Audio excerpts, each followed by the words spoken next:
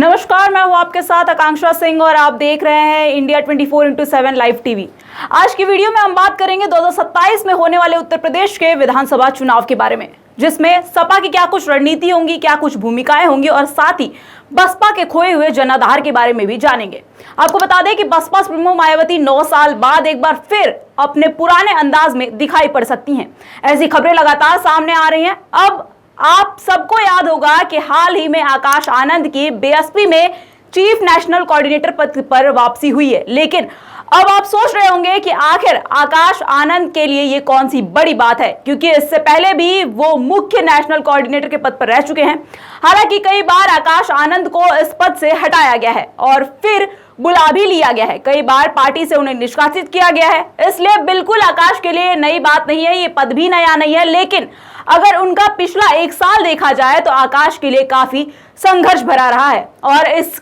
वजह से शायद बीएसपी की वोटर्स काफी मजबूर और काफी कंफ्यूज दिखाई पड़ रहे हैं कि आखिर बसपा सुप्रीमो मायावती करना क्या चाहती हैं। दरअसल आपको बता दें कि आकाश आनंद के तीखे तेवर, धारदार अंदाज और भीड़ में जोश भर देने का टैलेंट लंबे समय से दलित समाज को जिस तरह की अग्रेसिव लीडरशिप की तरफ ले जा रहा था और जिसकी जरूरत थी, उसे आकाश आनंद लगातार अपनी रैलियों में, अपने भाषणों के जरिए अपने समाज के लोगों में उस उम्मीद को भरने का काम कर रहे हैं और उन्हें आश्वस्त करते हुए नजर आ रहे हैं कि बहुजन समाज का भविष्य अभी भी सुरक्षित है। और इन्हीं तेवरों की वजह से आकाश आनंद बीएसपी कैडर और बीएसपी सपोर्टर्स के बीच बहुत जल्दी पॉपुलर चेहरा भी बन गए और शायद बहुजन समाज को अरसे बाद कोई ऐसा संभावनाशील लीडर दिखा जिसके भाषणों में धार और साहस, हिम्मत है, जो बिना किसी लाग लपेट के सबको लपेट सकता है और साथ ही सब पर हमलावर भी हो सकता है,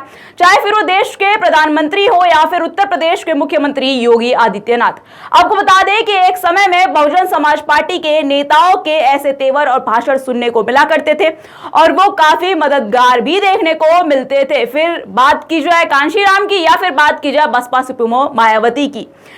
ये सभी लोग ऐसे ही बोला करते थे। लेकिन अब यहां सवाल यह है कि आखिर मायावती करना क्या चाहती हैं, आकाश आनंद करना क्या चाहते हैं, क्योंकि हम सब ने कुछ महीने पहले देखा था कि आकाश आनंद के ससुर अशोक सिद्धार्थ को किस तरह से रिश्तों में खटास लाने की वजह बने थे और किस तरीके से उनके ऊपर पार्टी विरोधी गतिविधियां चलाने का आरोप भी लगाया गया था और उनके बाद उनको पार्टी से निष्कासित कर दिया गया था और उसकी आंच आकाश आनंद पर भी पड़ी थी। इसलिए पहले आकाश आनंद को चीफ नेशनल कोऑर्डिनेटर के पद से हटाया गया और फिर उसके अगले ही दिन उनको पार्टी से निष्कासित भी कर दिया गया और फिर इसके बाद महज कुछ ही दिन बीते थे कि आकाश आनंद ने अपनी बुआ यानी कि बसपा सुप्रीमो मायावती से सोशल मीडिया पर माफी मांग ली थी और फिर बुआ ने अपना बड़ा दिल दिखाते हुए उन्हें माफ भी कर दिया था, लेकिन कोई जिम्मेदारी नहीं दी थी। मगर अब फिर कुछ समय पहले दिल्ली में बीएसपी की बड़ी बैठक हुई थी और उस बैठक में कई वरिष्ठ बीएसपी के नेता मौजूद देखने को मिले थे। उस दौरान एक बार फिर ये निर्णय लिया गया था कि आकाश आनंद को चीफ नेशनल कोऑर्डिनेटर के पद पर वापसी की जाएगी, जिसके बाद ये कहा जाने लगा कि आकाश आनंद को मायावती ने फिर से बड़ी और अहम जिम्मेदारी देकर उनकी राजनीति में धरपकड़ को वापस करवा दिया और उन्हें एक धाकड़ वापसी करवाई है। हालांकि मायावती ने यह पहले ही साफ कर दिया था कि उनके रहते हुए कोई भी उत्तराधिकारी नहीं होगा, इसलिए आकाश को उत्तराधिकारी घोषित नहीं किया गया। लेकिन अब ये यहां समझने की जरूरत है कि आखिर आकाश आनंद की वापसी क्यों कराई गई। क्या बसपा सुप्रीमो मायावती के पास कोई और इतना जिम्मेदार कार्यकर्ता या नेता नहीं है, या फिर मायावती आकाश आनंद के अलावा किसी और पर भरोसा नहीं करती हैं? और अगर ऐसा है तो क्या आकाश आनंद मायावती की इस कसौटी पर खरे उतरेंगे? तमाम सारे सवाल हैं और इसी के साथ एक दिन पहले बसपा सुप्रीमो मायावती ने लखनऊ स्थित पार्टी कार्यालय पर एक बड़ी बैठक बुलाई थी, जिसमें आकाश आनंद दिखाई नहीं पड़े। दरअसल चुनावों से कमजोर पड़ी बसपा कांशीराम की पुण्यतिथि पर अपने कार्यकर्ताओं और नेताओं का नया उत्साह जगाने के साथ साथ विरोधियों को ताकत दिखाने की भी पूरी कोशिश करेगी। ऐसे में पार्टी ने फैसला लिया है कि साथ ही पार्टी संस्थापक की पुण्यतिथि पर लखनऊ में बने स्मारक पर राज्य स्तरीय आयोजन किया जाएगा और उसमें 5 लाख से ज्यादा लोगों की भीड़ जुटने की तैयारी भी की जा रही है। इसके लिए वर्तमान में चल रहे संगठनिक और कार्यों को भी रोक दिया गया है। आपको बता दें कि पुण्यतिथि आयोजन के बाद चुनावी अभियान को गति दी जाएगी, क्योंकि 2027 में विधानसभा का चुनाव होना है, जिसका फैसला बसपा सुप्रीमो ने संगठन के पुनर्गठन के बाद हुई पहली राज्य स्तरीय बैठक में लिया है। लेकिन इस बैठक में आकाश आनंद के न दिखने की वजह से तमाम राजनीतिक मायने निकाले जा रहे हैं। एक तरफ जहां बसपा सुप्रीमो मायावती ने हाल ही में बड़ा सांगठनिक बदलाव करते हुए भतीजे को पार्टी में नंबर 2 की पोजीशन देते हुए राष्ट्रीय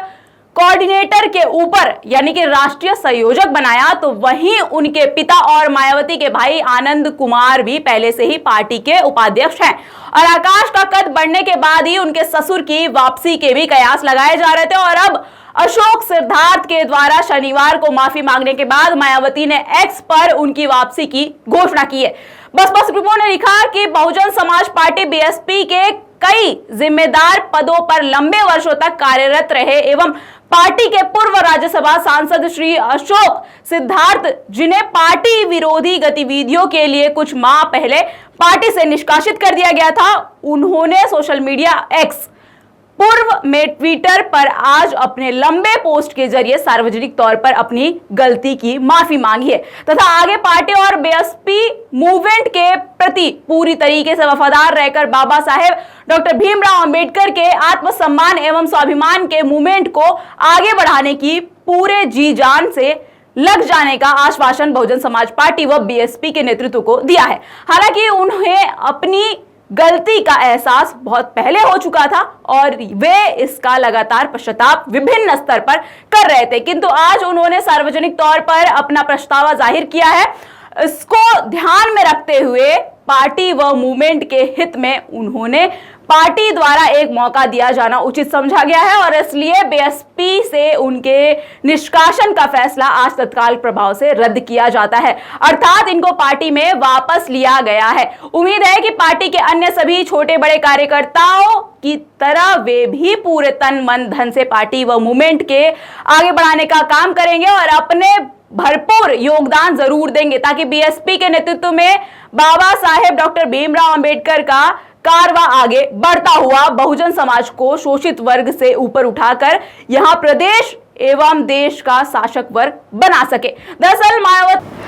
मायावती खुद जिन्होंने कांशीराम के साथ मिलकर बसपा को सत्ता तक पहुंचाया और कांशीराम के बाद उनका उत्तराधिकार बखूबी संभाला और 2007 में यूपी जैसे बड़े राज्य में अकेले दम पर बहुमत की सरकार भी बनाई, वह इस समय सियासी तौर पर संघर्ष करती दिखाई पड़ रही हैं। पिछले चुनावों में बसपा सुप्रीमो को हर तरफ सिर्फ हार ही झेलनी पड़ी और 90 के दशक में रही आक्रामक लीडर मायावती अब नहीं दिखती हैं। हालांकि मायावती कई साल पहले ही ये कह चुकी थी कि अब वो चुनाव नहीं लड़ेंगे। इसके बाद वो विधान परिषद सदस्य और राज्यसभा सदस्य रही, लेकिन वर्तमान में अब वो किसी भी सदन का हिस्सा नहीं और न ही उनकी पार्टी के पास इतने नंबर हैं कि वो सीधे उच्च सदन का हिस्सा बन सके। पार्टी की स्थिति ऐसी है कि 2014 में शून्य के बाद बसपा 2017 के यूपी के चुनाव में 19 सीट, 2019 के लोकसभा चुनाव में 10 सीट और 2022 के यूपी चुनाव में सिर्फ 1 सीट और अब 2024 के लोकसभा चुनाव में पार्टी शून्य पर आकर खड़ी है।